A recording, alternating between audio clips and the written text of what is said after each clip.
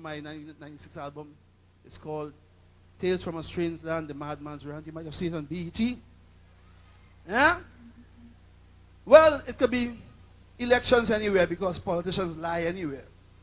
You know, it doesn't matter whether it's Bob Dole or Bill Clinton or Marion Barry or anybody, Pandey, Manning, anybody. Same thing. Same difference anywhere you go. So this song was written 2 weeks before elections in Trinidad. And like I say, whether you're from America or Europe or Africa, you can identify with this song. It's called The Madman's Rant. I couldn't believe the bright boy, so I had to go to the lowest man in the society, the madman. That's the man who gave me some hope.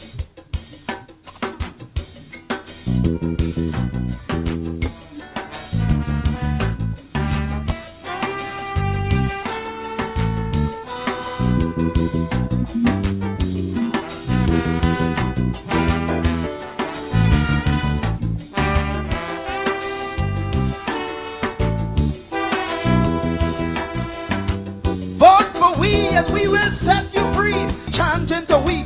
Somebody promising jobs for all. Some renting gun to make other people ball. But somebody promising more police car. Somebody going to take the country far. Somebody putting all the bandits away. He said if they do the crime they're going to damn well pay. But somebody promising a human rights, while somebody threatening to put out your lights. The mortuary full with little Trinidad boys. A bullet start to whine and put an end to the joy. Now they're lying cold for the mama to mourn. The Nike gone, the gold teeth pawn. You see they want their pocket full with blue silk. They want the statue drinking full cream milk. The little red silk is not their true friend. The blue one have two extra knot on the end. So a tag on the toe is now they take it to hell. But look where we reach. Well, I hear a madman ball as he spread out on a wall. He said, this is it, I've been hit. But no time to give up, brother, no time to quit. A chant of a madman, each land. It was the chant of a madman, Lord. Give me my only salvation. I say the chant of a madman. It's not just tale from a strange land. Maybe the chant of the madman, Lord, is the only salvation. I don't know.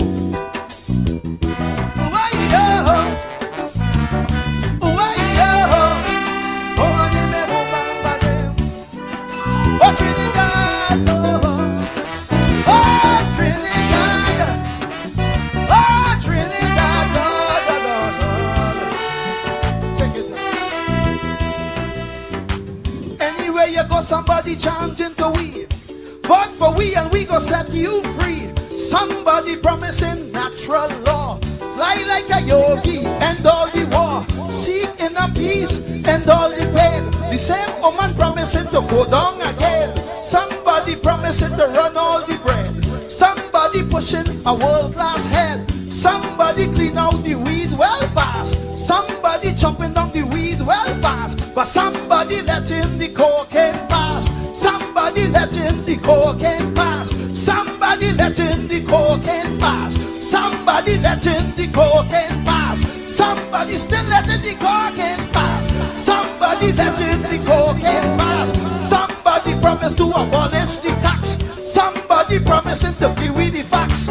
Somebody promising to clean up the land.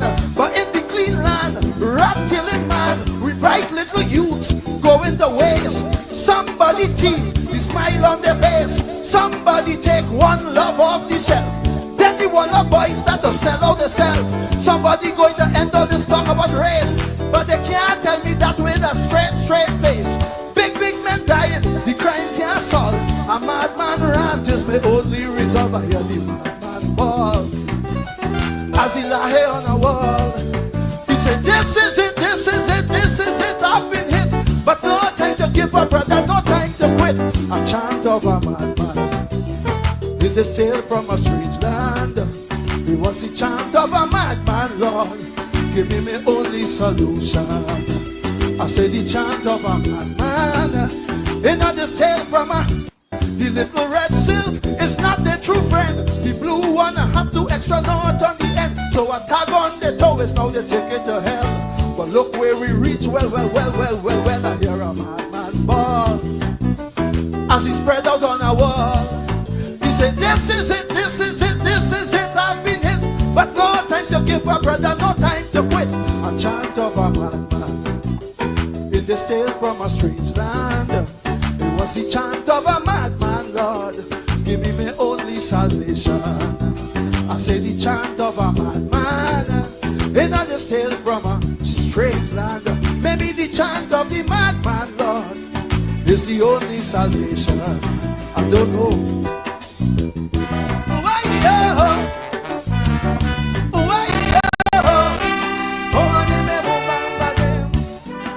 oh, Trinidad, oh, Trinidad, oh, Trinidad, Lord, take it down. Anywhere you go, somebody chanting to we. Vote for we and we go set you free. Somebody promising natural law. Fly like a yogi, end all the war. Seek inner peace, end all the pain. The same woman promising to go down again. Somebody promising to run all the bread. Somebody pushing a world-class head. Somebody clean out the weed well fast. Somebody chopping down the weed well fast. But somebody letting the cocaine pass. Somebody letting the cocaine pass. Somebody letting the cocaine pass. Somebody letting the cocaine pass. Somebody still letting the cocaine pass. Somebody letting the cocaine pass. Somebody promised to abolish the tax. Somebody promising to give with the facts. Somebody promising to clean up the land. But in the clean land, rat killing man, we bright little youths going to waste. Somebody thief, the smile on their face. Somebody take one love off the shelf. Then the one of boys start to sell out themselves. Somebody going to end all this talk about race. But they can't tell me that with a straight face. Big men dying, the crime can't solve. A madman rant is my only resolve. I hear the madman ball as he lay on a wall. He said, this is it, this is it, this is it, I've been hit. But no time to give up, brother, no time to quit. A chant of a madman, in this tale from a strange land.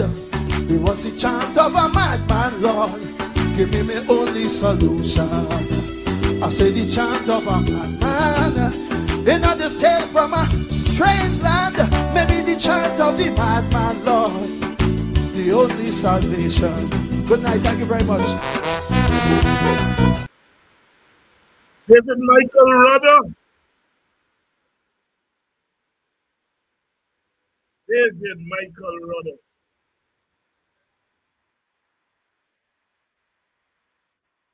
The philosopher of Calypso.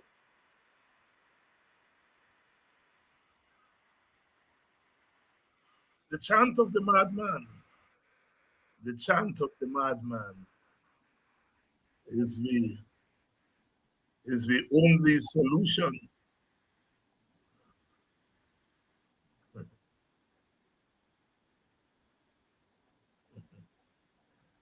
The chant of the madman is the only solution. David Michael Rudder. Somebody making the cocaine pass,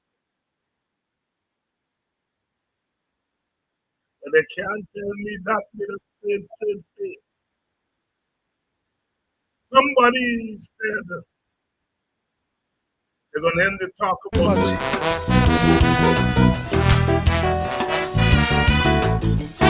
Hey, David Rudder.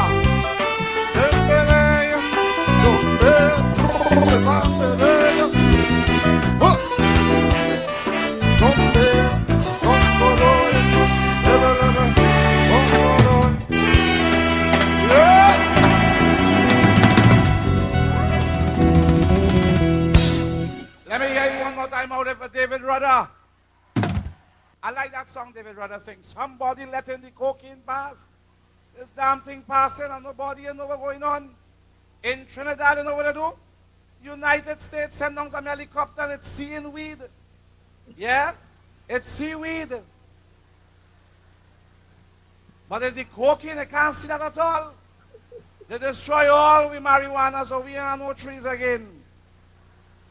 That is a high one, and partner, you smoke.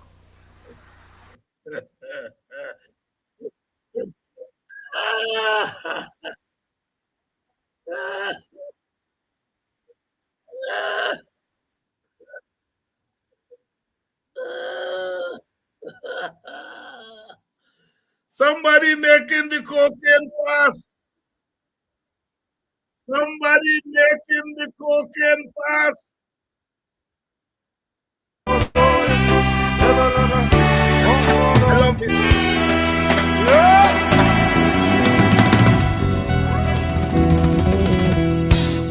Let me hear you one more time out there for David Rudder.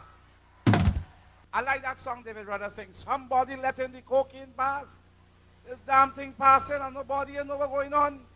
In Trinidad, you know what they do? United States send down some helicopter and it's seeing weed. Yeah? It's seaweed. But it's the cocaine, I can't see that at all. They destroy all we marijuana, so we have no trees again.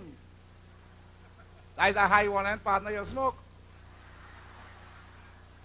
I tell you, somebody letting the cocaine pass, you don't know who is the drug barons. A fella meet me, he said, Tommy Joseph, you know the drug barons? I say, yes. He said, who it is? I say, a cartel. Only in the Caribbean. Only I love being Caribbean, I tell you. I tell you. We can take politics and turn it into music seamlessly. Seamlessly. Seamlessly. David Michael Rudd, and of course, the MC is Tommy Joseph, one of the best in the business. GHK Lall is here, and we have a lot to talk about tonight. We are not going to keep you waiting for long. Just to welcome all of you. Please share the link. Politics 101 is on a Tuesday night. On a Tuesday night.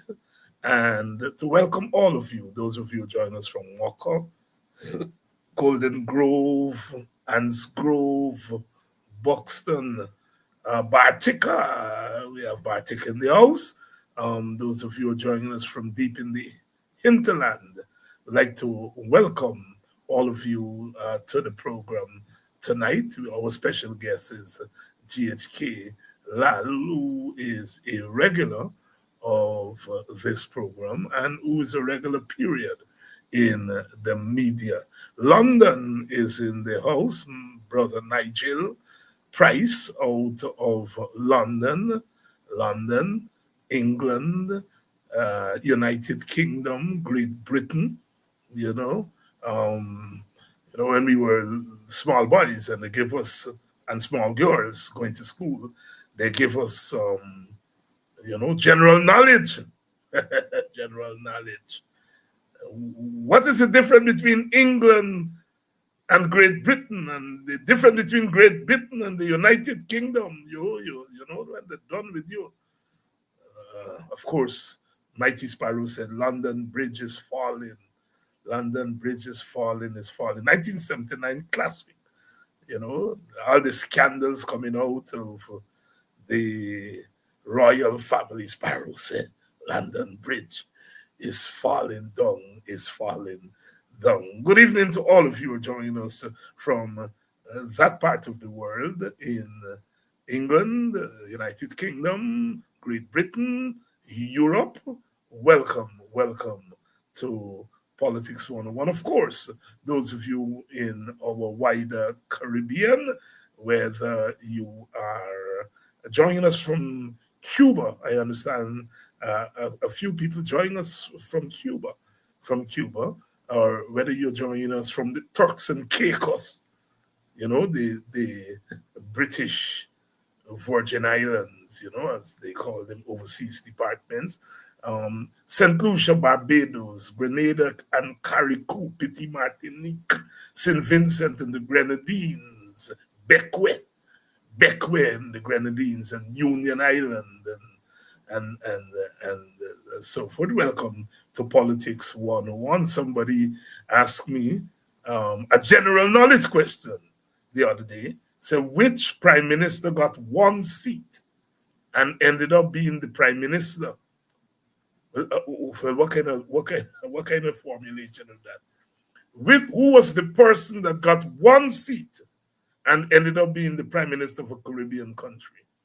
And of course, it's Son Michel, who went on to become prime minister in his own right later on. But he won a seat in Bekwe, and the two major parties were tied. And I think he ran as an independent, and he ended up negotiating with the Labour Party and was able to become prime minister. Um, Son Michel in the St. Vincent on the Grenadines. Good evening to you if you're joining us from St. Vincent, or as we say, St. Vincent. Lots of people in Region 10, especially in the Linden area, are descendants of Vincentians. Lots of Vincentians came to work in the bauxite industry, and lots of Guyanese descended from Vincentians. And of course, St. Lucians up there in Madia. Madia is St. Lucia tongue. And lots of St. Lucians, lots of Madia people are now going back to St. Lucia to find their families because, St. Lucians came here in the mid 1900s, 1950s, 1940s, to look for gold, and they were mostly men, and they ended up here. Married, started new families, and so forth. Never went back to St. Lucia. And if you go to Madia, they still a lot of people are descended from St. Lucians. In those days, we used to pamposette, as you all know, and on the people call them Palawala. Palawala, we used to call them Palawala, derogatory name for people who come from the islands. We used to call them Islander, but Palawala where we want to show off on them. And so it was the irony of ironies when we started to go to the Palawala countries and they start playing big shot on me and putting you sit on a bench and all those kind of stories. The Caribbean story is a story that is what Barbadians, Bajans, God blimey, at the end of slavery in 1838, Barbadians came here to Guyana as indentured laborers. The indentured laborers weren't only Chinese and Portuguese and the East Indians. We had indentured laborers coming from Barbados, and we had indentured laborers coming from Africa because slavery was ended, so they came as indentured laborers from Sierra Leone. A lot of them came from what is now Sierra Leone. But Bajans came to Guyana. My own surname, Hines, is really Bajan. They trace my family roots back to Barbadia. And it's interesting, very interesting. People from were not Caribbean. And they many times when I ask or people try to ask me where in the Caribbean I'm from, their first choice is never Guyana. They always they say, are you from Barbados? And that always beat me because in my mind, we are so different in terms of accent, Guyanese and Barbadians, but to the air outside of the Caribbean, they always think that we Guyanese sound Bajan. They always say Barbados first, and then they may move to Trinidad and St. Kitts and so forth. St. Kitts is interesting. St. Kitts is, because we Guyanese, probably in terms of our accent and the words we use, we are most similar to St. Kitts. Most similar to St. Kitts. All of them that the what we call the S word, the SK word in Guyana. In the rest of the Caribbean, from Jamaica to Trinidad, all of them, they say the C word. And the only two places that's put an S before the C cuss word is Guyana and St. Kitts. Guyana and St. Kitts.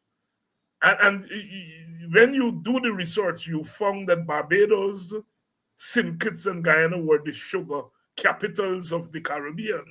The British had their big headquarters, so there used to be a lot of traffic, I think, palm boilers and cane cutters, and so going in between the islands, St. Kitts and so on. So you got to St. Kitts, St. Kitts and Guyana, they put on that S in front, and when you listen to the turn of the Caribbean accent, you see a lot of similarities between the Kittitians and the Guyanese. And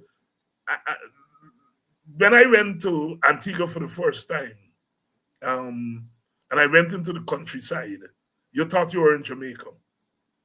The rural Antiguans and the Jamaicans, very, very similar in their accent, very similar in their accent. And of course, you know, Trinidad and the Grenadians and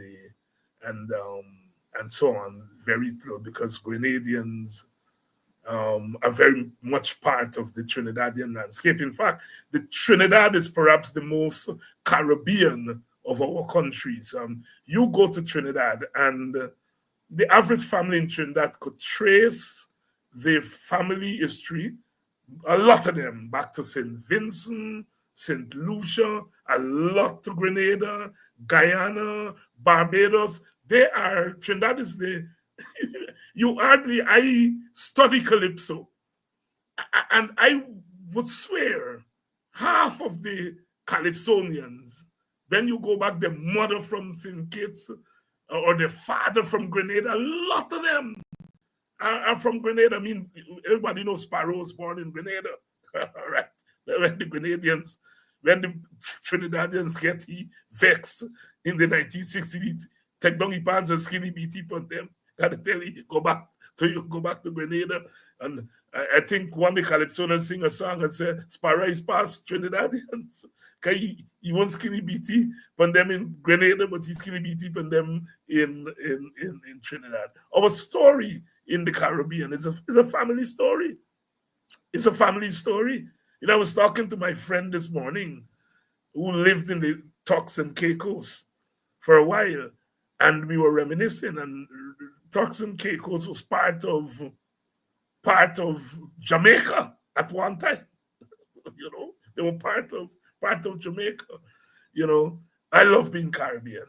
Well, you all are ready. I think you all are ready. Somebody making the cocaine pass. The Madman Rant by David Michael Rudder. Of course, deep philosophy in that song, The Madman Rant. You know, when they want to cuss you in Guyana, say, David Hines the rants, David Hines rants and rave, you know, and Rudder throwing it back in the face and saying the rant, what is called the Madman Rant, the madman is probably the wisest man. Because, as we would say in Guyana, in your own madness, you get a good sense. So there's a really deep philosophy in using the madman and the Madman Rant to really tease out the complexities of the society, you know, and the madman, in a sense, you know, is a reflection of who we are. You know, we're all mad people.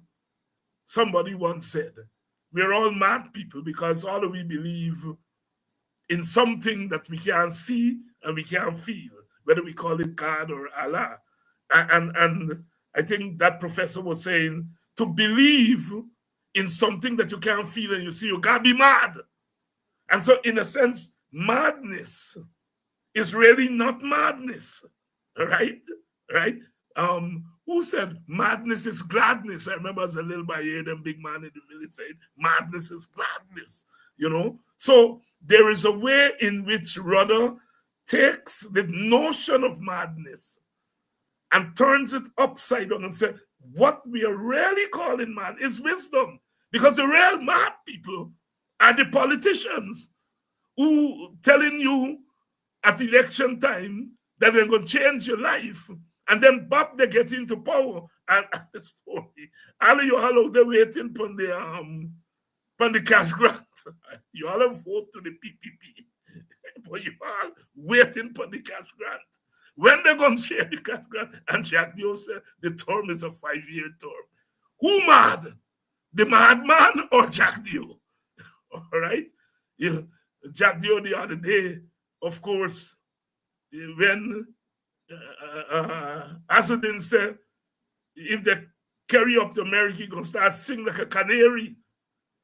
And Jack Dio said, oh, the people who actually got to be afraid of Asudin singing is people in Apnu. Now, Asudin saying he's going to sing pan Jack Dio. Jack Dio deflect it and said, well, it's other people. Who is the madman? And who is the saint? Who is the sane person or persons and who are really the madmen in the society? Very apt calypso by David Rudder, turning the logic of madness on its head and saying, you look in the wrong place for madness. My story is very simple. Asudin, no story because he was part of the story. Jack Dio anticipated that when Asudin start talking story, nonsense story, who been there? Asudin gonna say, me been there. Nonsense story. There once was a government called the PPP government. Nonsense story. I wanted to get rich and I went to them and I said, look at me, I look like you and my hair like you, Nancy, Tory. And they say, all of we are one family, what you want? Nancy, story, I want to become a rich gold smuggler. Nancy, Tory. And they said, open the door and come in. And me going, Nancy, Tory. And when they get elected, they asked me to present them with a bulletproof car, Nancy Tory. Nancy Tory, not a bad word. And you get me going tonight. Jack, do you know that Abba go sing Panam and talk his story? So he tried to say, well, other people might be involved. And he told the police, investigate who were in charge of Jack, do you know everybody's story where you want the police to investigate? He asking the police, police, for investigate gold smuggling? Jack, do you need police to tell you who's smuggling gold? Nancy Tory not get bad word. Teacher may say clap you. A Tory and Tory make a real ras there, as they would say. Excuse my language tonight before they came me before the ERC and said Dr. Hines said Nancy's story, a Tory and Tory make all of them ras there. Megan. Good evening and welcome to Politics 101. The fork is coming out in me tonight. But let me pull back and bring in GHK Lall.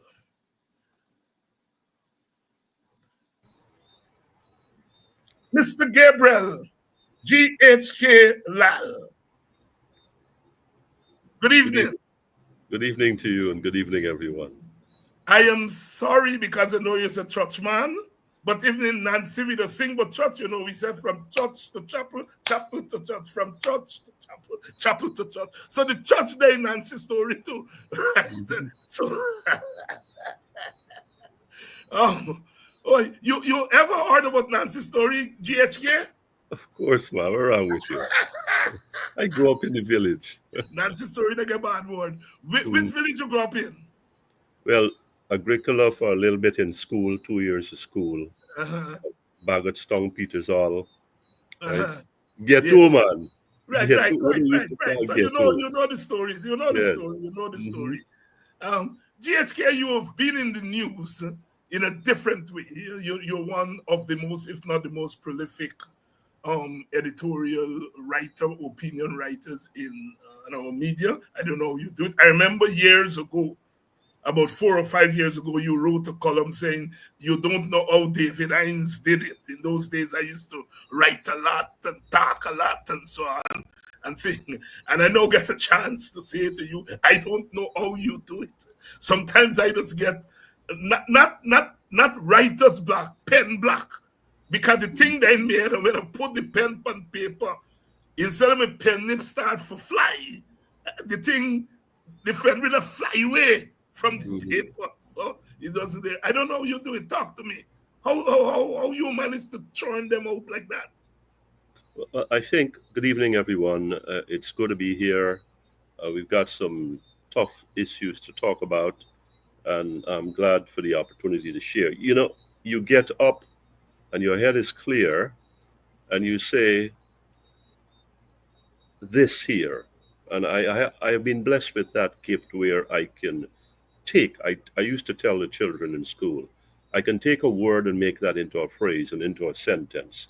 And from Mhm, there, I can go to 1,000 words. mhm, It's just something that comes to me because I can gather all these components from history and from our environment and from reality and fuse them together and say, here is a story. Here is something that I am sure will appeal to a wide cross section of Guyanese first. And anybody reading from the beyond the borders would say there is something there. And you're going to hear as this program unfolds about how much beyond the borders that what we put out and we think that remains local, it doesn't remain local. It's bigger than Guyana, and so it's a lot. It has to do with my groundings and my the different walks that I've had in this life, and I'm grateful for that. The people who have tutored me, the people who have held my hand, and I have had that blessing of teachers, old school teachers, that have reared me the right way in the house, in the village. And you know, I've lived the village, and I'm a product of that today. Not so much of universities and studies and travels, but the village, those core beliefs that we bring and put out here and we share here and say, I am not speaking for myself. I'm speaking for those people who went before, who Dr. Hines couldn't read and write, mhm, from different colors and different classes. mhm, mhm. GHK, GHK, let's get straight to the first matter. I reference a press conference by Vice President, the Honorable Barrett Jagdeo, who, um, responding to a threat or a promise from Azadin Mohammed that he is going to sing like a canary, sought, if you will, to deflect the object of Azadin's intention to sing to other people. And he called your name among other names. When you first heard Mr. Jagdeo statement, and it was quickly followed by a statement by one of his friends. I don't like to call some people name on this program, but people know who I'm talking about, who then call your name again and said, among other things, that in your capacity as chairman of the gold board, that you might have been involved in letting the gold pass from the Mohammed. Now, that's a very serious accusation. Tell us one two-part question. One, what was your reaction when you first heard that? And second, tell us, as chairman of the gold board, what really was, as we would say in Ghana, what your job was as chairman of the gold board. Well, So again, first, what when you hear Jack Dio and critic with this thing, what went through your head? And then tell us, as gold board chair, what your job was. thank you again. When I heard the Honorable Vice President, somebody sent me the clip that the police must investigate and the GRA customs must do this and that. And my name came up straight out of his lips. And I said, I am not surprised because they have been trying for years to shut me up and shut me down. So I saw it as part of the deflection of the People's Progressive Party, the governing party, that wants to distance itself from the relationship that it has with the Mohammeds. We know about the charges, and those are as alleged from the United States. But the relationship of the Mohammeds with the People's Progressive Party, with Dr. Jack Dave himself, with Dr. Ali, those are not as alleged. Those are real. Ladies and gentlemen, listening and watching this program, those relationships were real, they were expansive, and they were deep. Make no mistake about that. He can deflect, he can call my name, he can call APNU. At the end of the day, there were nobody, there were no other group of people that were as close to the PPP and its leadership. That's the first thing, and we'll come back to deal with that in depth in a minute. My role as chairman of the Gold Board, a non executive chair, which I thought really started in March, but I was looking at the appointment letter from the ministry, and it's really April 18th, 2017, until February 29th, 2020.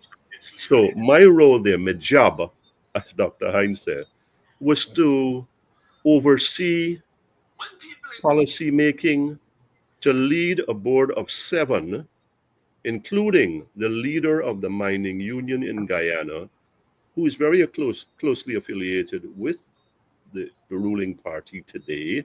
I'll call name Mr. Andron Alfonso, the Alfonso family. He knew how I conducted the business there. He knew how I came down hard on him and said, as a director of this board, you will not be held to a lower standard or any old standard. You'll be held to a higher standard.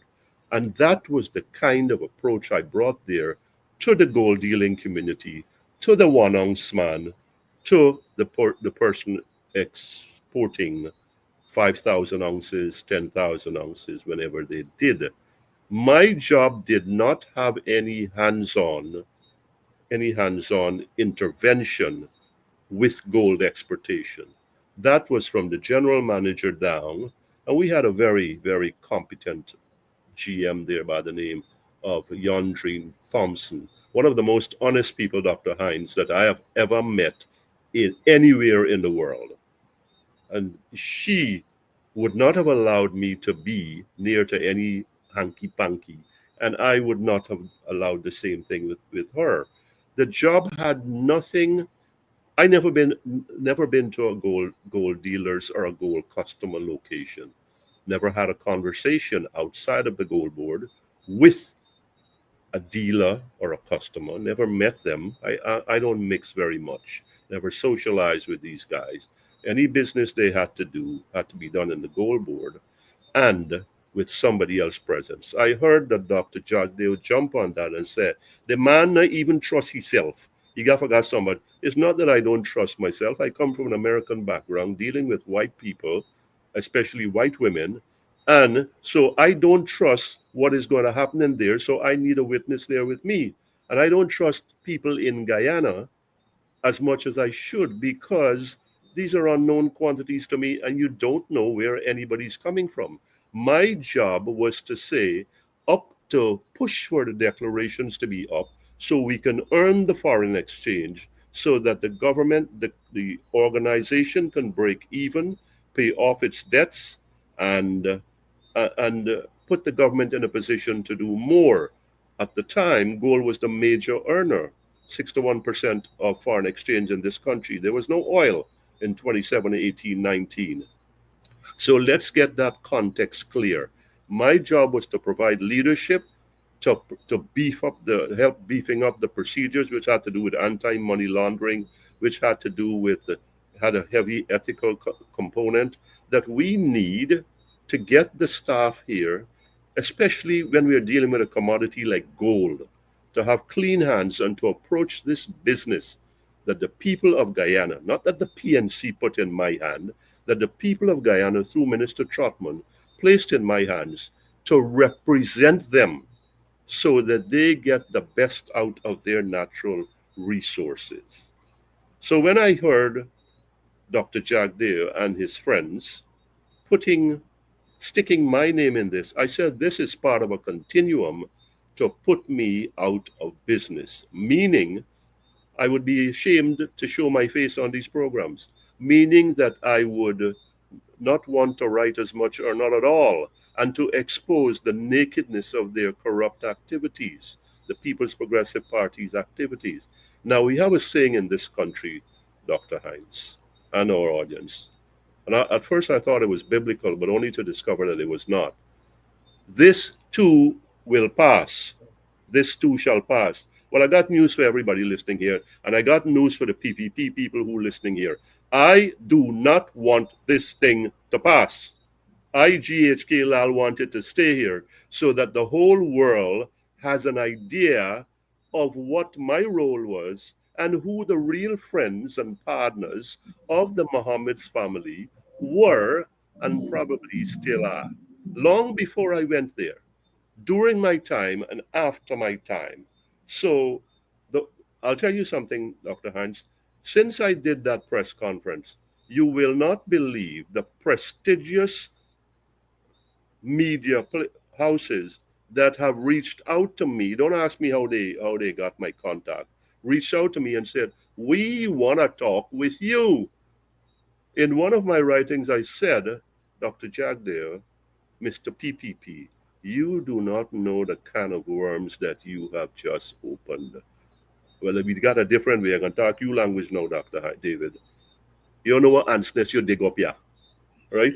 You don't know what ants nest you dig up here, because I am not one of those people who is made up in the way that you roll over, you like down, roll over and dead and play dead. No, that got its own people.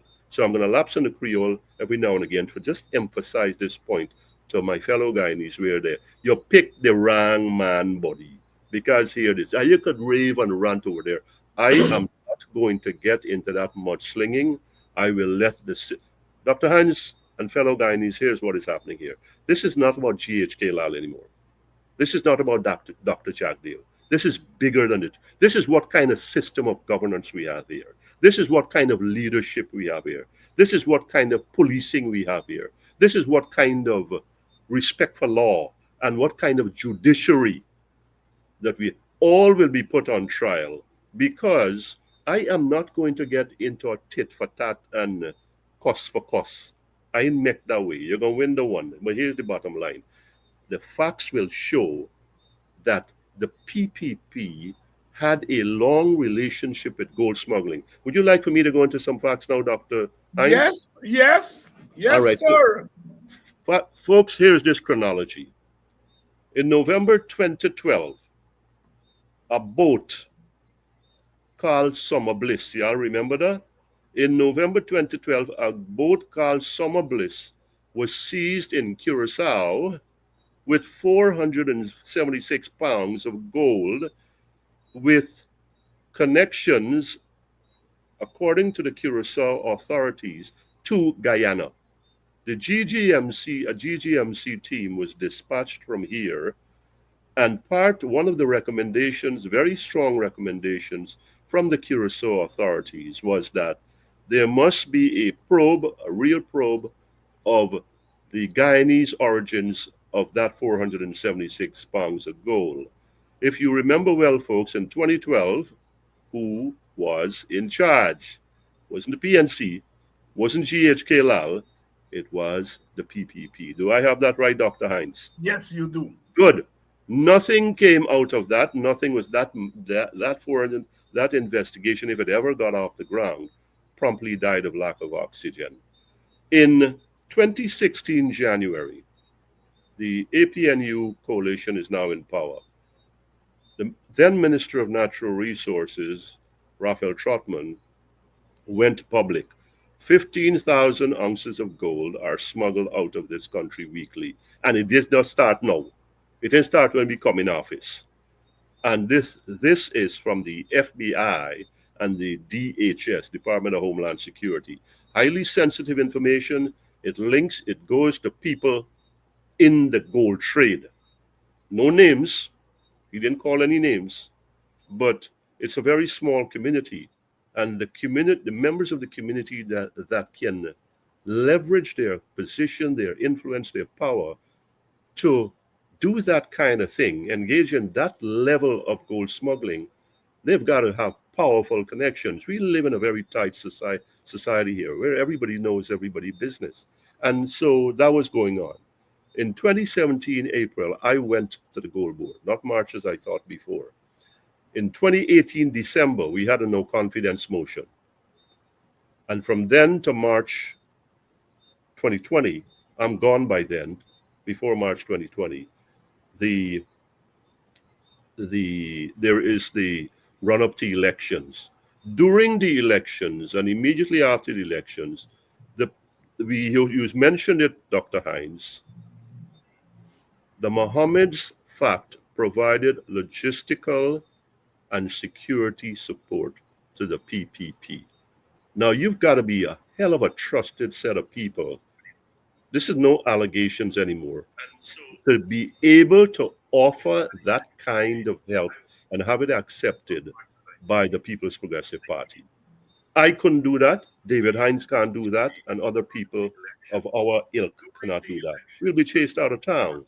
But the Mohammeds were that close. Now, in 2019, I'll take a step back. I was invited by the Bank of Guyana Governor, Dr. Ganga. I'll call names. These are facts because the writings are there, and said, they're in bad shape. There were two senior officers from the Bank of Guyana there, and there was a general manager from the gold board with me. We got serious problem with gold smuggling in this country. I said, thank God, somebody finally talking me language. I said, you're going to have to escalate to the highest levels in this country because they've got some operations going to which I'm not privy. That was in September 2019. In May 2021, Dr. Bharat Jagdeo said, there's no evidence of Venezuelan gold being smuggled into Guyana. Okay, now we are in 2023 in May, and who is a PPP local government candidate and end up being a victorious candidate? Mr. Nazar Mohammed. Bharat Jagdeo had to sign off on that candidacy. Make no mistake about facts, facts, facts. In June 24, we have sanctions announced by OFAC with 3 persons, including somebody close, a permanent secretary in the PPP government. Sanctions. In October 2025, the beginning of this month, October 6th, only 2 persons are charged, 11 charges, father and son. Permanent Secretary Thomas disappears, and suddenly, and it went from 2019 to 2024 to 2017 when I got there to 2024. Am I saying that gold smuggling was not happening outside of the gold board when I was there? It was. I believe that it was. Do I know how it was happening? Absolutely not. I am not in that position where I was a privileged partner to these people. The PPP was and is. So, but they're trying to deflect this over to me. I want to know what bargain was made by the PPP for Ms. Thomas to drop off of that from the sanctions and those charges. I don't know that she dropped from the sanction, but she was not part of the charges. Meanwhile, the Mohammeds are getting quarry concessions, infrastructure contracts, and even to build a fire station was $210 million above the engineer's estimate. 2 more pieces of information before I hand back to Dr. Hines. In March 2025, this year, 7 months ago, 9 months after the sanctions, Dr. Jagdeo was asked in a press engagement, does the government still do business with the Mohammeds? And he said, no, we do not do any business with the Mohammeds. A week later, Nazar Mohammed presented 2 checks before the media, one for 20 million Guyana dollars and the other for 21 million, made to the PPP government, made to the PPP. One was in May 2024, a month before the sanctions, and the other one was in December 2024, 7 months after the sanctions. Now you tell me, the people are sanctioned, and you're still doing business with them? You're still taking their money? You're still taking their paisa, their moolah? What kind of relationship was that? What was that all about? I don't care whether it was a mistake or the people presented the checks and said, look, 20 and 21 million. Now, you may say we didn't know in May that the sanctions were on the way. Let me tell this to you, and Dr. Hines, you know this. Oh, for the US OFAC department to think about sanctions, it has to do local intelligence gathering. And I would think that it has to pass through either the Ministry of Home Affairs or the Attorney General Chambers, and then on to the Commissioner of Police and SOCU and whomever else. Therefore, I'm saying in May, 1 month before those sanctions, you still taking money from these people, and you now trying to shove GHK Lall in there and say in 2017 he been there, so he got to know. The nature of gold smuggling, folks, it is that it is happening at the airports and at the border, and the gold board is nowhere in sight, whether it's me or a clerk. This is happening nowhere with us in the vicinity. The gold board act says we must buy all the gold that is won in this country, and we were trying to up the declarations all the time. So here it is. This is happening outside a network that started before 2012 with that summer bliss business. I think it started in the mid to late 90s when the PPP was in power. And did it change when the PNC went into power? I don't think so. But many things have been said about David Granger. But one thing I could tell you is that, and some of them are right, is that he would not have condoned knowing that gold smuggling was there. Now, there was an operation called Nimble Mule that was initiated by him and led by a former brigadier general. And that was part, and there were others, part of the intelligence gathering to see who are the players that were behind this thing. Interestingly, Minister Trotman went in 2016 and said people are in the gold trade are on the FBI radar. Who take money from these people, knowing that they're on the FBI radar? And now you come in and shove, push, paint GHK Lall with your friends who you distancing from and disown and say is me friend. Does any of this make sense, folks? You have slandered me, you have defamed me. We'll take care of that in due course. But nothing in shaking out from you and falling down from me. This is not dandruff. I mean, I could look at everybody and say, my hands are clean. I've never done any business with the Mohammeds anywhere, or any other gold dealer or any other gold customer. And that is where I stand. GHK Lall, quite a mouthful there. My. Good evening to all of you, and welcome to tonight's edition of Politics 101. GHK, you have called for the intervention of the FBI. Why did you ask the government to bring in the FBI? And look at it. I think it's a valid point on my part, and I think it's a very good question on your part. The FBI is not a panacea, it's especially in its current state. It's not a universal remedy. But given the state of our own Guyana police force, with due respect to Commissioner Hicken, Deputy Commissioners Blanham, Crime Chief, and SOCU head, I think it's Deputy Commissioner Karimbach, with due respect to them, if you want a credible investigation, then let's bring in the FBI. Here is where I'm going with this. Dr. Hines, if we can't do an autopsy that is persuasive to us on an 11-year-old girl, we're going to be able to do something that is as nationally expansive as gold smuggling by ourselves. If we can't run the election afterwards, it's 60, 70 years, and we got to get all them white people coming from all over the place, and all them people from the region coming from the place, we, for helping with the election, and help watch my we count votes, then it is, I think, a part of the continuum, an automatic step to say, well, let me bring in these people so that they could peep at the thing and say, you need to do this additional step. And by the way, the thing we're doing, That ain't looking like the right way for go about this, right? Here's this. The PPP has been on a witch hunt where I am concerned. Now it's looking for go up on a fishing expedition and it assemble it hunting party. Them who they on social media, who they in state media, who they inside, wherever media they on. The bottom line is this. The bottom line is this. Me story, me mouth don't change.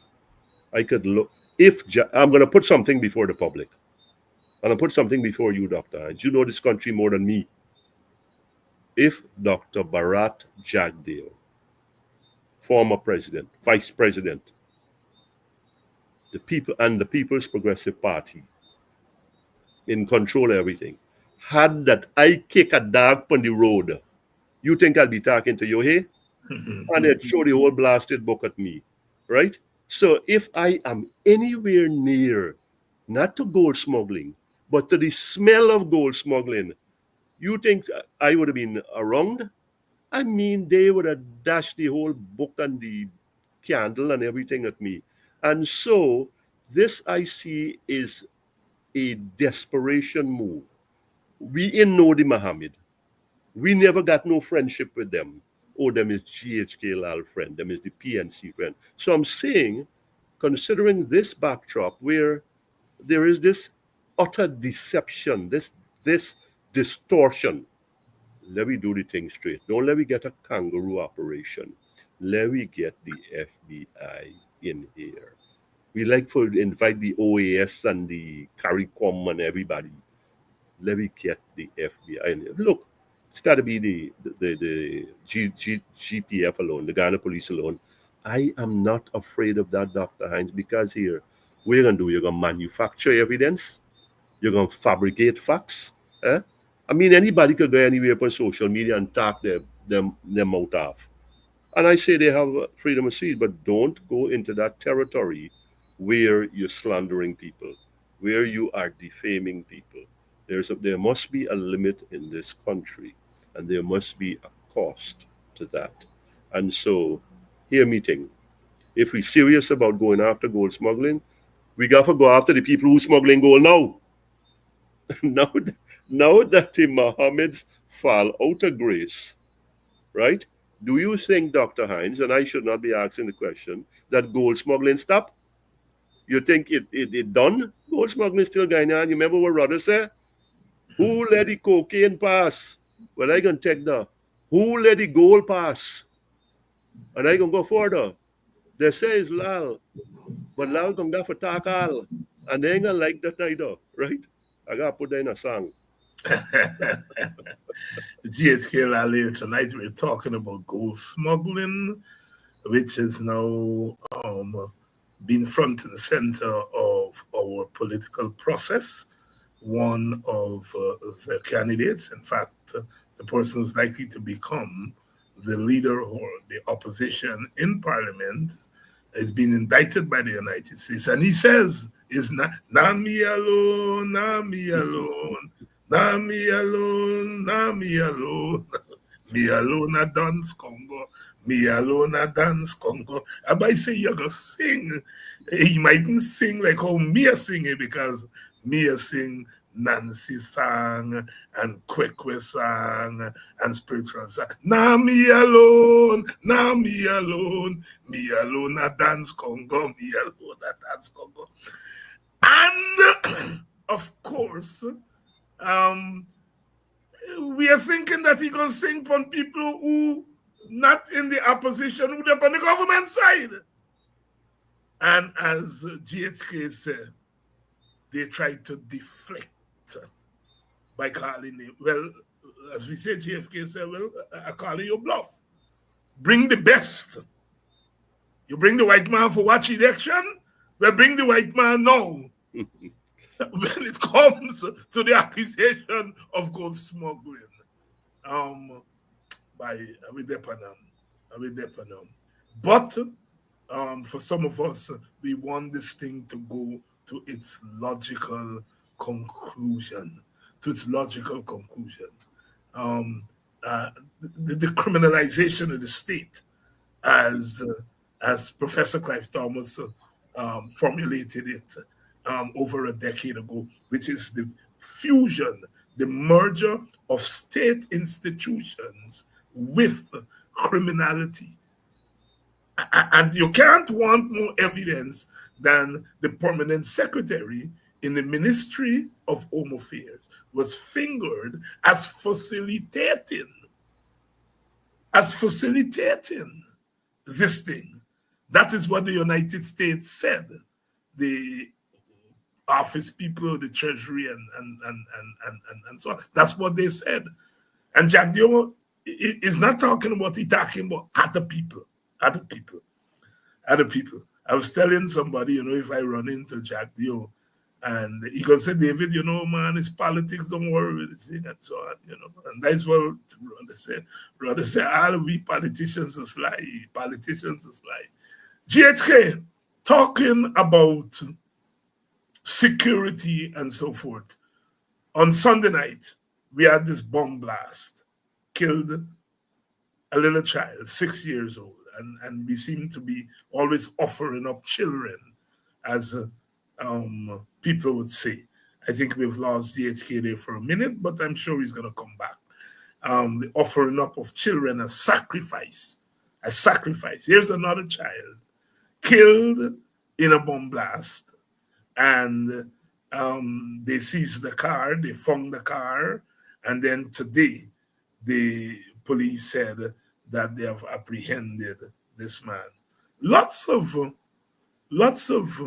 curiosity about that. The police said it's terrorism. If it's terrorism, what is the objective? Why someone who it is speculated is not a Guyanese national going to blow up a gas station? What is the linkage between that? How does that become terrorism? This is what we want to hear from the police. The man didn't go and try to blow up a police station. The last time they said a similar incident happened when they tried to blow up a police outpost. But this man didn't go to any big institution. He went to a gas station. So what we are interested in is why blow up a gas station? What is the linkage between blowing up a gas station and terrorism? This is what we want to hear. GHK is back with us. GHK is back with us. Like them bunny want me talk no more. They want you to talk more Nancy story tonight. Who let the cocaine pass? Who let the gold pass? In your absence, I was going over the recent bomb blast on Sunday night. And up to this afternoon, we learned that the person of interest has been captured. Others have been captured. A little child has lost her life. Another little child, this time 6 years old. We offer condolences, of course, to the family. Insofar as condolences can mean anything, we have to offer it, but it's very difficult for a child. GHK, the question I am asking, and a lot of people are asking, the police seems to be saying that they are convinced it's a terrorist act. Well, this person wanted and tried and did create a bomb blast at a gas station. How does that become terrorism? What is the objective? What is the linkage between blowing up a gas station and terrorism? Help us here.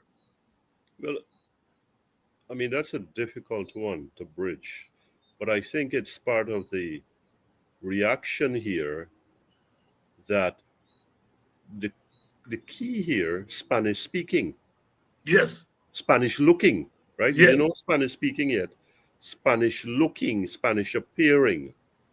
And then we get a AI image and we say, that look like one of we.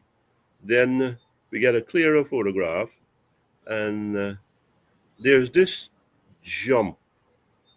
A bomb, clearly a bomb. At first I thought it was some sort of negligence, a cigarette, a lighter in a gas station.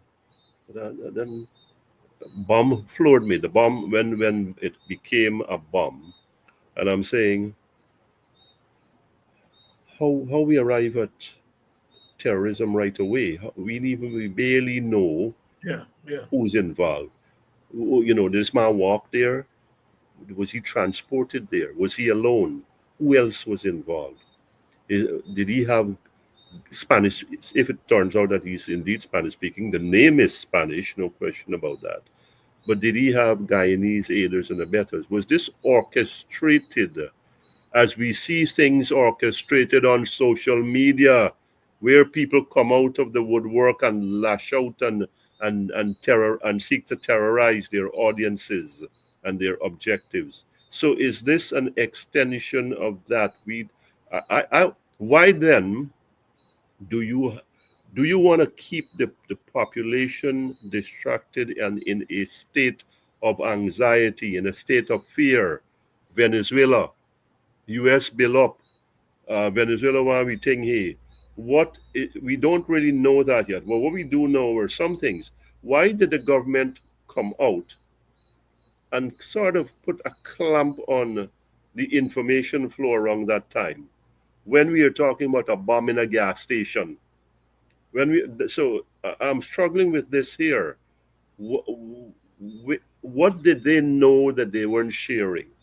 Did they know anything? Did they know enough of anything to say that this is a case of terrorism?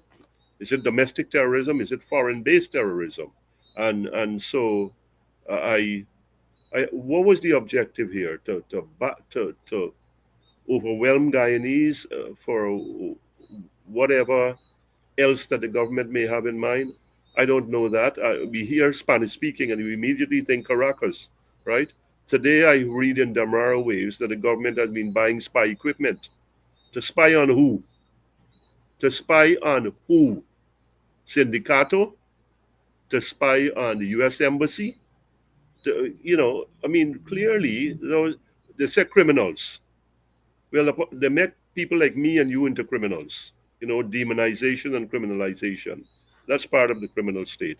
But the real criminals in this country walk scot-free. So we don't know yet that this man a lone ranger. What was his objective? What was his incentive? Who are the intellectual authors behind this?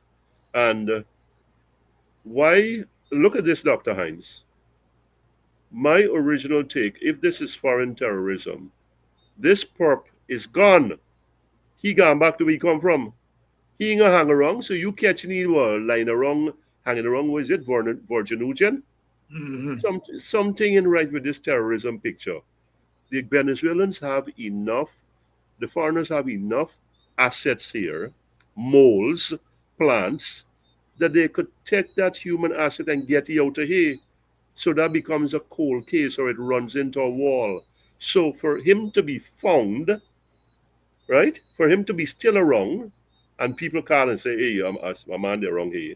That is not jiving with my understanding of how these things work here. I think we have to wait a little bit more to see how this is going to unfold and what kind of narrative we're going to get here. At least I think I have to. I completely agree with you. I've been keeping my ear open all day today, all day yesterday, and clearly, among the masses, people are understandably stereotyping Venezuelans and Spanish people and so on. And it raises the question of our immigration policy. It Mhm. raises the question of our security apparatus. Is it geared towards anticipating uh, terrorism and putting things in place to deal with that? Or is our security apparatus more concerned with spying on uh, political opponents of the government and so on? Uh, there are lots of questions that are being raised here that answers are not forthcoming. And I agree with you. Let us wait and see. Is this does this thing have some foreign connection? And so, what is the foreign connection? These are all questions the police and those who are investigating the matter. I'm waiting to hear Mr. Jagdio, who is one of the chief investigators here in our country, you know, um, because he knows who is guilty of all kinds of story.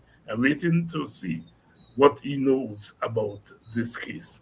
Well, Um, excuse me, before go you right go on, ahead. he can deflect the well, the Ministry of Home Affairs, the Minister of Home Affairs and the Commissioner of Police. You know, they have they're in the middle of the thing and they've got up to their elbows, and I'm sure that they will give a competent representation of themselves. Now, let's pause for a moment here, folks.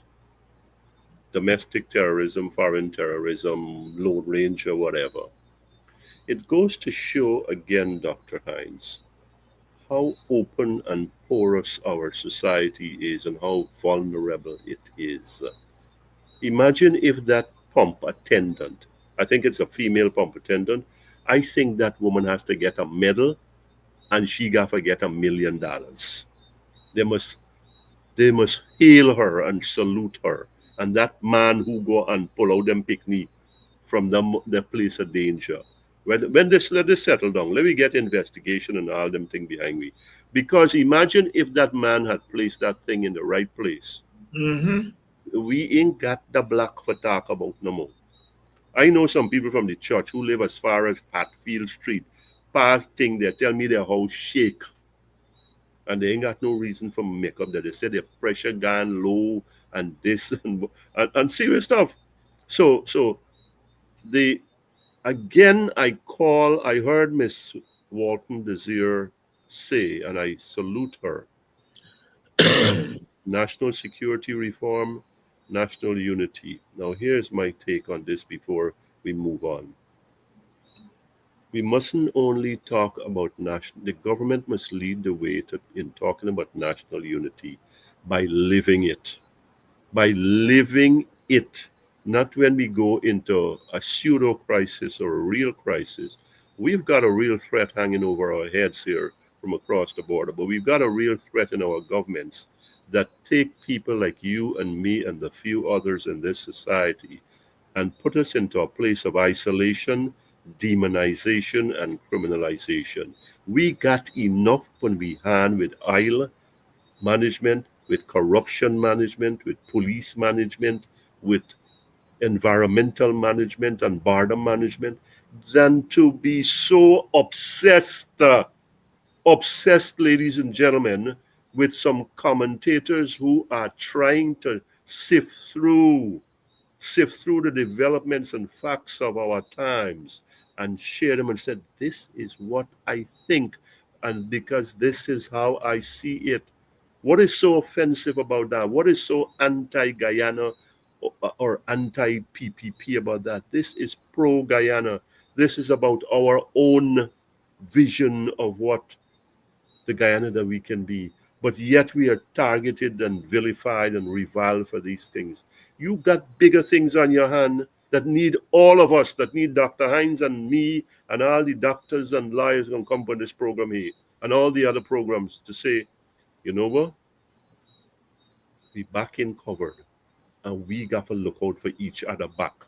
And when we attack one another and look for bring each other one down, then we open ourselves to further exploitation and devastation. Exploitation and devastation. And talking about devastation, we got this bizarre news a few days ago where there was an altercation, it seems, between a policeman and a phone vendor. Phone vendor takes out his gun, shoots the policeman to death, but the story doesn't end there.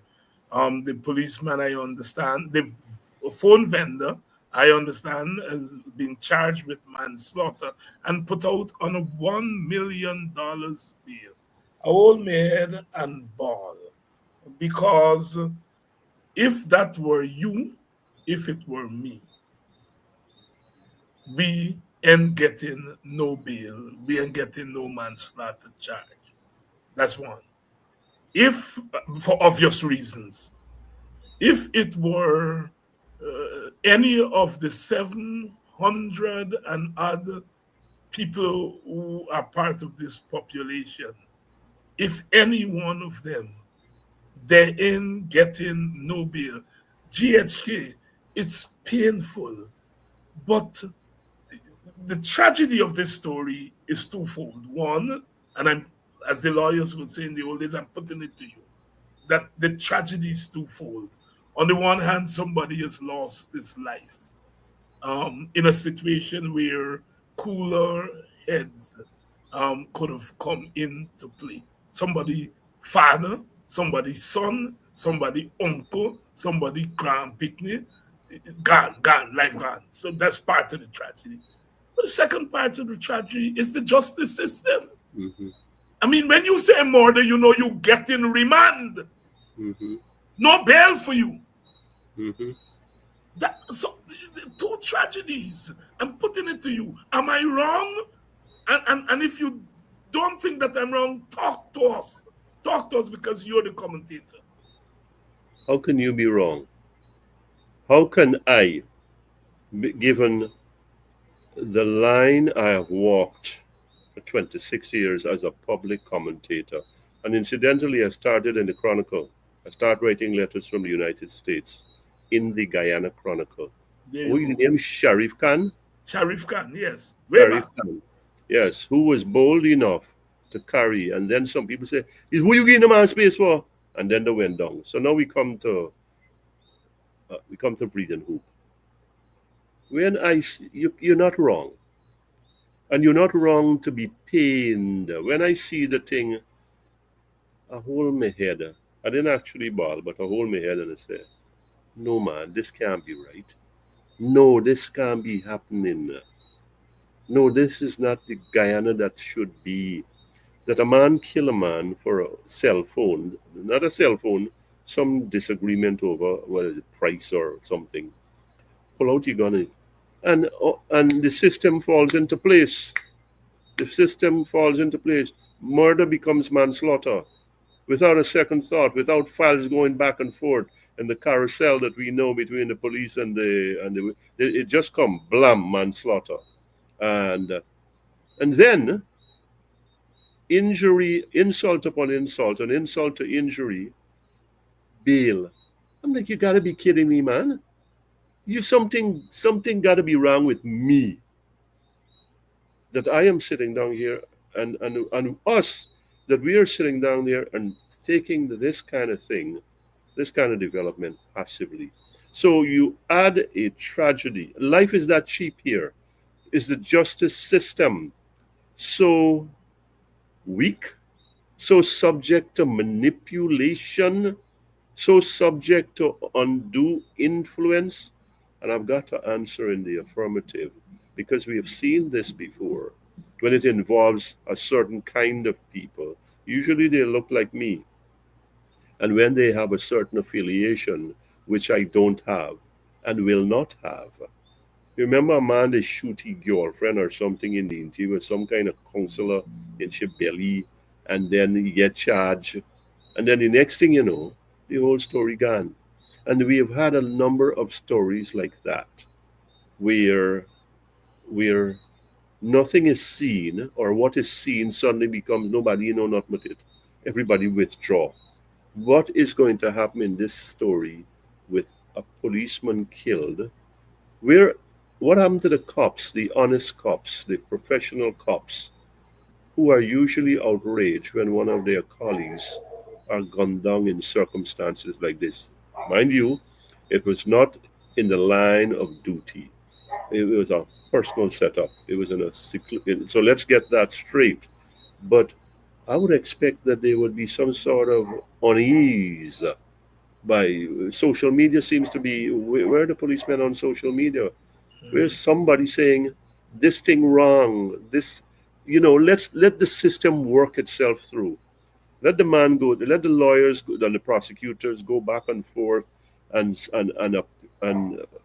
put themselves at the mercy of the courts and say, my client is asking for leniency due to ABC and circumstances and what surrounding circumstances that are mitigating.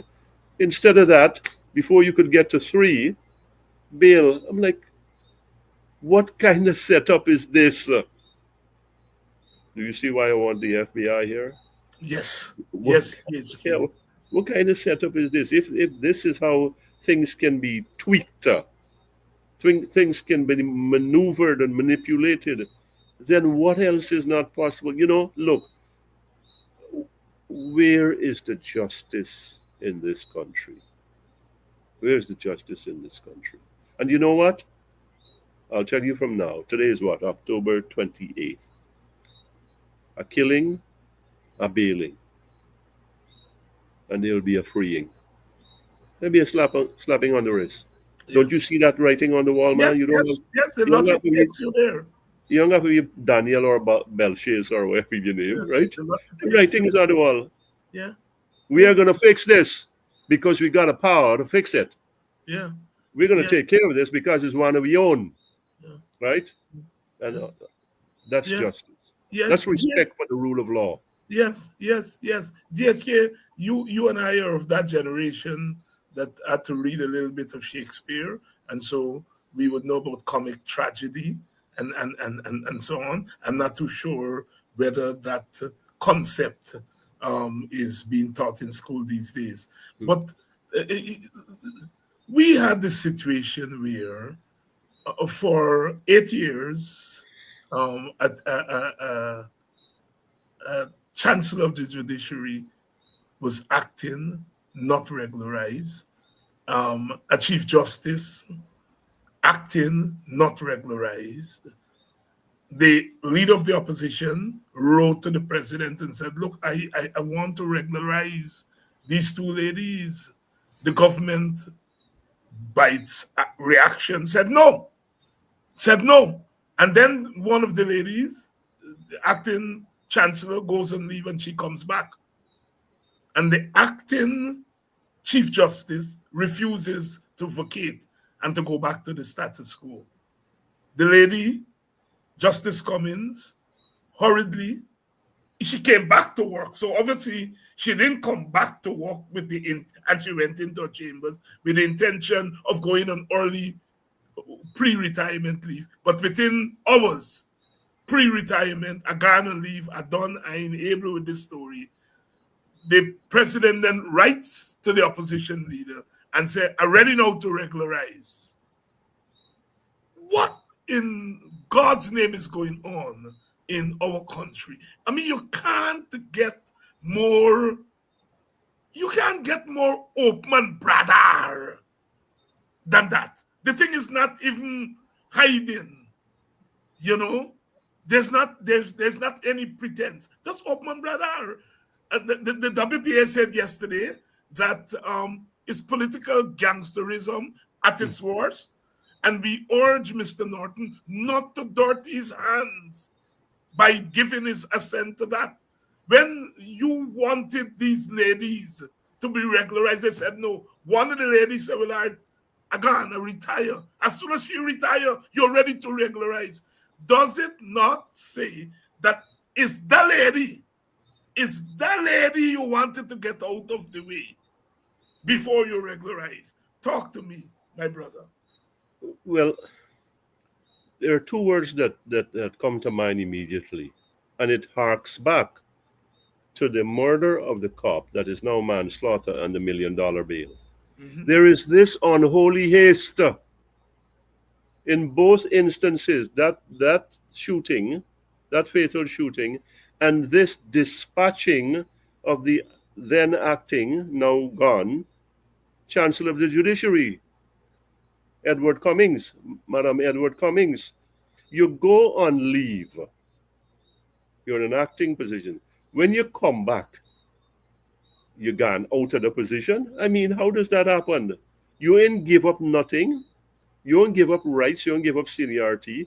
But I'm looking at how we talk about rule of law and the respect for law and standards. And yes, There is the president. There is the president having converse. Where we had this ugly part, most likely uncomfortable part, where who was it? The chief justice went to her office, and somebody and the acting man refused, and the acting chief justice refused to vacate his office. So she had to work in a conference room for that day. I mean, we are subjecting senior officers of the most senior officers in our judicial system to that kind of indignity. Now let's go back to Justice Cummings Edwards. She's been waiting 8 years. She is the problem, according to the PPP, except that they won't come out and say it. And the president has a meeting with her, which I think was not appropriate. And he makes her an offer that I read that she thinks best not to refuse. She thinks that it is best not to refuse. And look, I had enough of this. I'm going to go my way. And by the way, most likely because money is no object in this country for the government, it controls the purse strings. It made the offer sweet, right? In other words, look, we gonna make it so you don't lose nothing. We gonna make it however that is, however that's gonna work out. And there are ways to work these things out. Yes, it's public service and judicial service and all of that. But just go your way, and it not only was she the problem, but now you put Aubrey Norton in a bind because they're waiting for you. If he said yes, he lose. If he said no, he lose because you're blocking a black woman from getting conformed. Now, my sources are telling me that listen, the opposition, Mr. Norton, is not going to go down that road because if he go down of the road of agreeing to that invitation from that written invitation from the president, he will never outlive that one. Now, I want to go somewhere else. Why is it National Natural Resources Fund, the Isle Fund money, and things of this nature? The PPP, when it wants to get these things, after dilly-dallying, dragging its feet, suddenly gets this spurt of energy. And immediately, look within which time. Within hours, the president writes Mr. Norton. Mm-hmm. We reach a place where we need your agreement now. We're ready for talk. We're ready for deal with it. This is a travesty of procedure, travesty of standards. And the president knows it, and the People's Progressive Party knows it, but they just don't care. We in charge, we got the power, and we gonna do as we see please, what is pleasing and beneficial to our interests. And we are seeing this again. Now, I think the Mr. Norton may turn up and say, well, why it got to be that candidate for the Chief Justice? If you want, as a balancing feature, a member of that demographic, you got people in the Court of Appeals waiting, right? You got people in the Court of Appeals waiting who I may be open to considering, right? After consultation with my team and blah, blah, blah. But the whole process, the whole way this thing goes about is gone about. It just reeks of arrogance. It just reeks of an overwhelming degree of arrogance, is that we now ready for do business and we gonna get it done regardless of what you say or do. And you go through the formalities of, yes, the president has written the opposition, and to bring this stalemate, this impasse to an end. I think that Mr. Aubrey Norton, has one choice. No. Mine going down the road. No. My party, the Working People's Alliance, has said that very, very clearly, and I endorse that position. GHK, we started with the gold smuggling and Mr. Jack Dio's threat of letting loose the police on suspected enablers of gold smuggling. And I know we transition from that point to other points which we discussed. Is there anything you want to close out with that you wanted to say on that issue? Well, gold smuggling has been around. It is still around.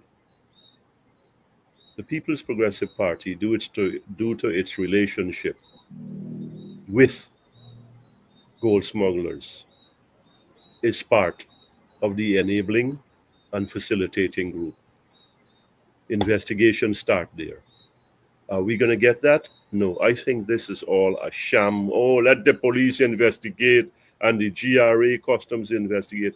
How the GRA Customs going to investigate its own self? What kind of thing you going to get there? But that's not my business. Here's my business.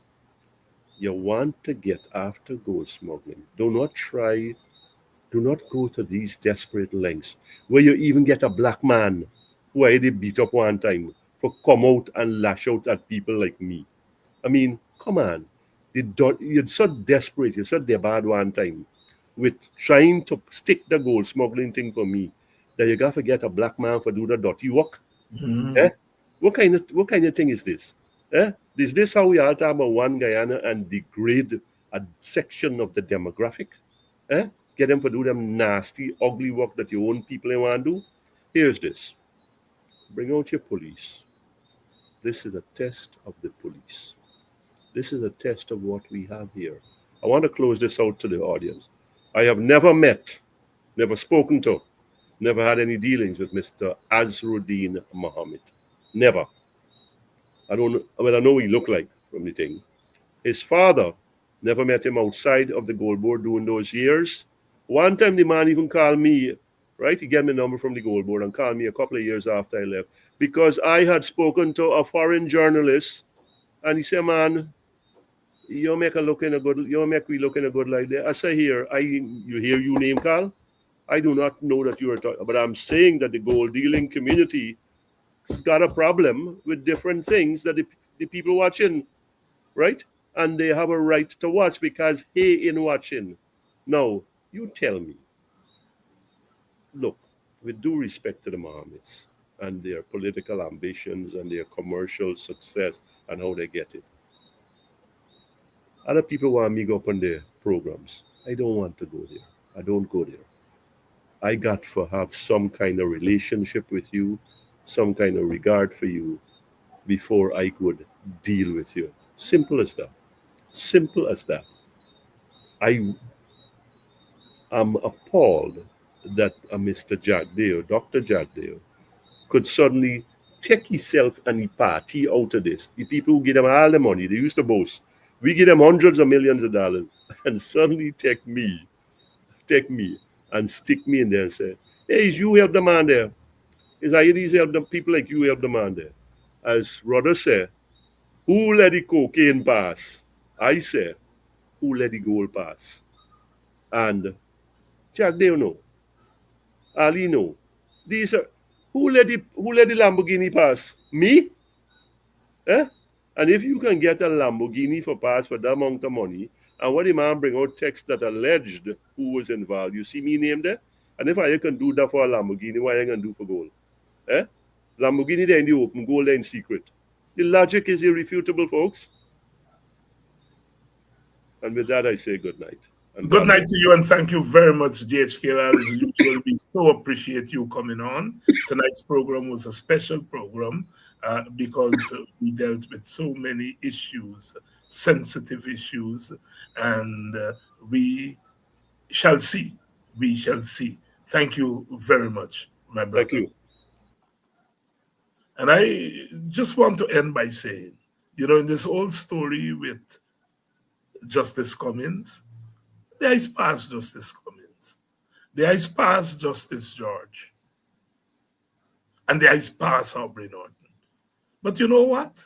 Some of us enable them to take the ice to pass us. You see, in politics, sometimes you have to go not just to the text, but to the subtext. The PPP has always thrived on this thing that we win an election and, we have the mandate and so on.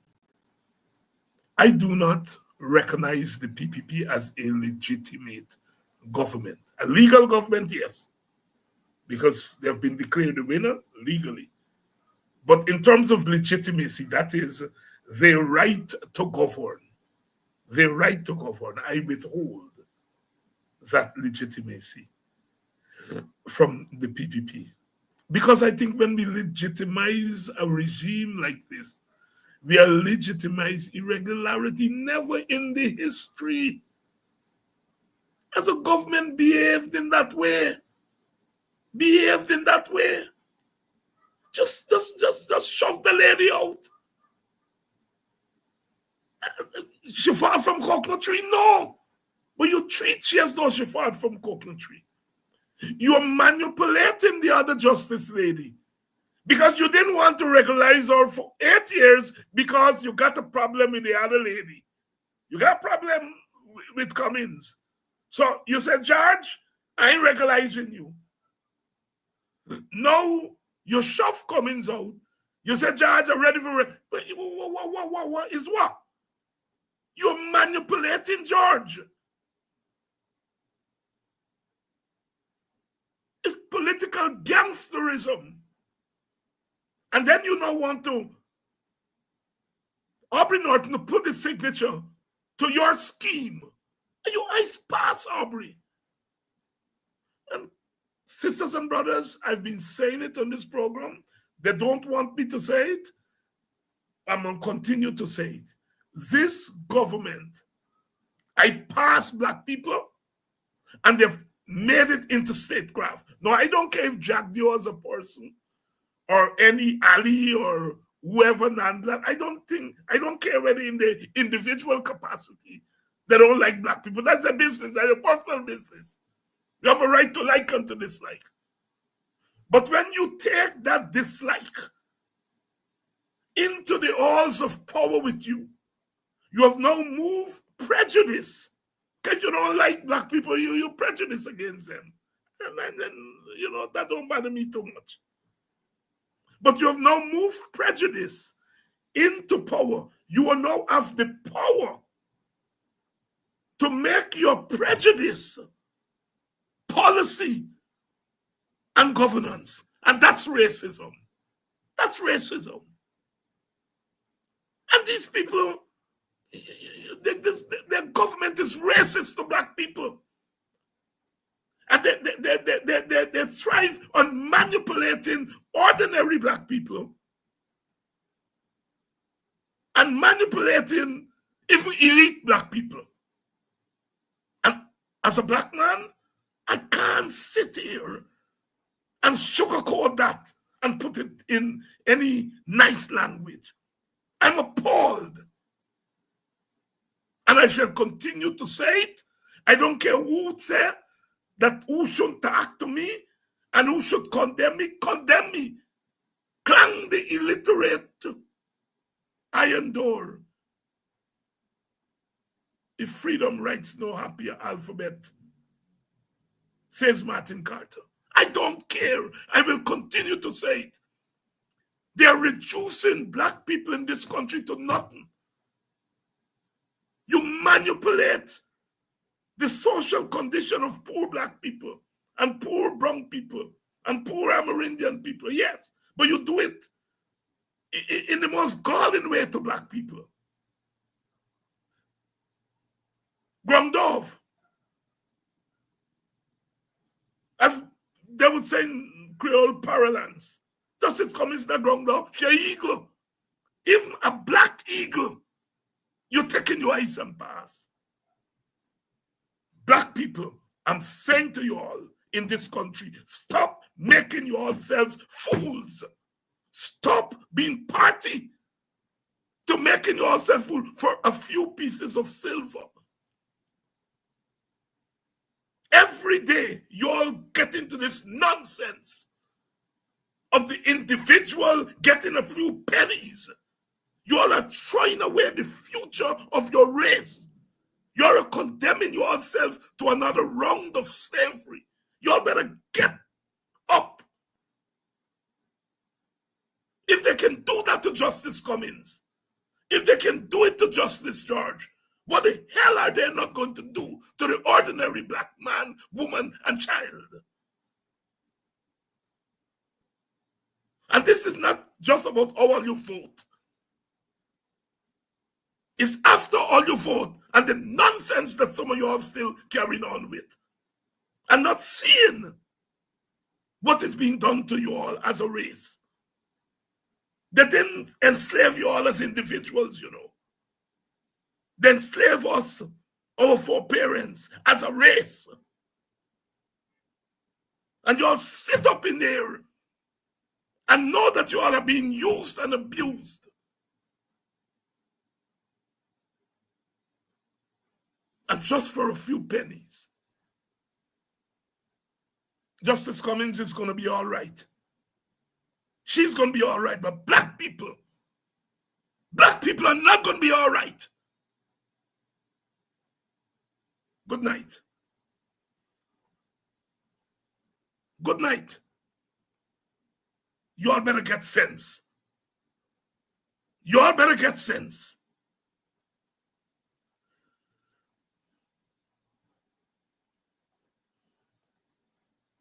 Tired of the nonsense.